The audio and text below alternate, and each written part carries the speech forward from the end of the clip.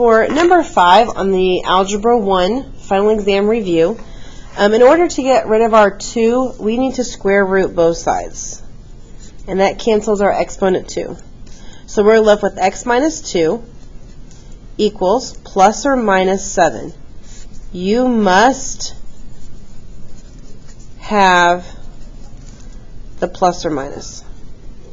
Okay? So now to get the x by itself, we add 2 to both sides. And we say 2 plus or minus 7. Now we want to branch that off. So we have 2 plus 7 and 2 minus 7. So this would make 9, and 2 minus 7 would make negative 5. So my solutions are 9 and negative 5. Remember, that is an and symbol. Okay. For number 6, factor and solve, first thing you should see is this is not in standard form, and we need it to be in standard form. So we want to make sure that the 21 goes over to the other side. So we would have 2x squared plus 17x.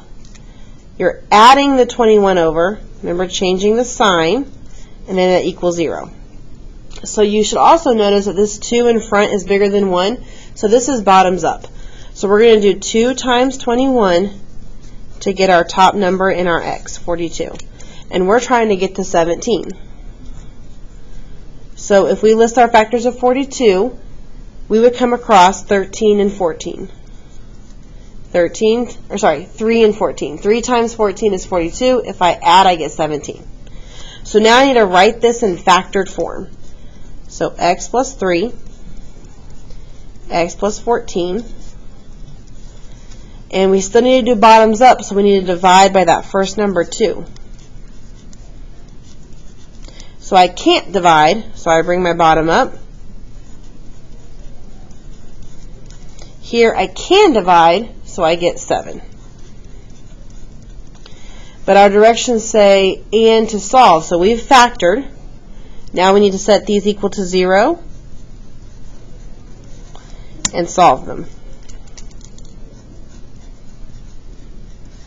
So here if I subtract 3, 2x equals negative 3, divide by 2. So that's going to be negative 3 halves.